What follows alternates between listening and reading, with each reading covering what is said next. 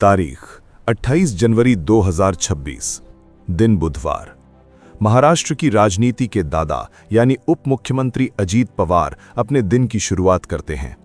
मकसद था अपने गढ़ बारामती जाना, जहां जिला परिषद चुनाव का प्रचार होना था। सुबह के 8:10 हो रहे थे। मुंबई एयरपोर्ट के रनवे पर एक प्राइवेट जेट खड़ा था, बम्बार्डियर लेयरजेट 45, रजिस्ट्रेशन नंबर VTSSK। इस विमान को उड़ा रहे थे दो बहुत ही अनुभवी पायलट, कैप्टन सुमित कपूर और को पायलट शांभवी पाठक। अजीत दादा विमान में सवार हुए। उनके साथ उनके निजी सुरक्षा अधिकारी PSO विदीप जाधव और अटेंडेंट पिंकी माली भी थीं। विमान ने उड़ान भरी। मौसम साफ लग रहा था और मुंबई से बारामती की दूरी सिर्फ 35-40 मिनट की थी। किसी को अंदाजा नहीं था कि ये सफर उनकी जिंदगी का आखिरी सफर बनने वाला है। विमान हवा में था, सब कुछ सामान्य चल रहा था।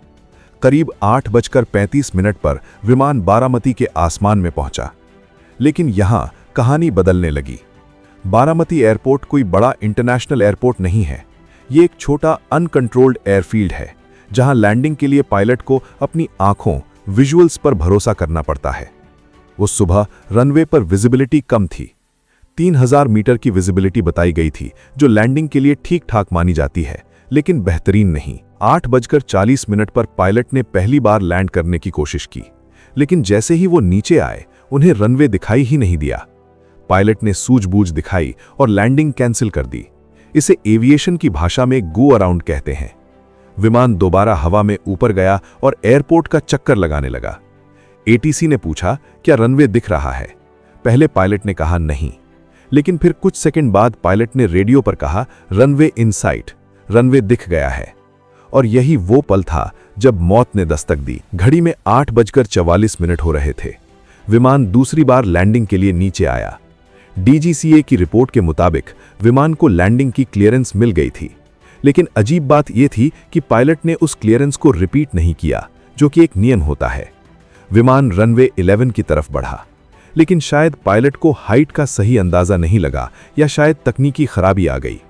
विमान रनवे को छूने के बजाय रनवे के किनारे थ्रेशहोल्ड से जा टकराया। जैसे ही वो जमीन से टकराया, एक जोरदार धमाका हुआ। विमान के परखच्चे उड़ गए।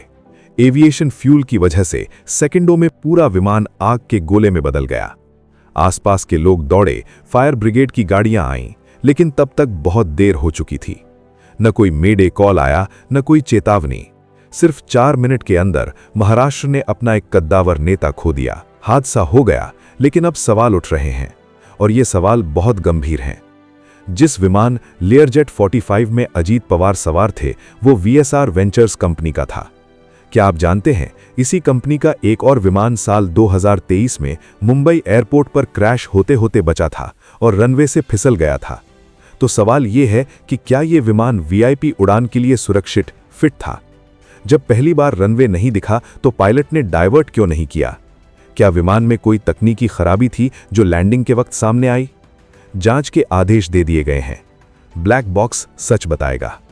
लेकिन अफसोस, जो क्षति होनी थी वो हो चुकी है। अजीत दादा का जाना महाराष्ट्र की राजनीति में एक ऐसा शून्य छोड़ गया है जिसे भरना नामुमकिन है। ईश्वर उनकी आत्मा को शांति दे। ओम शांति।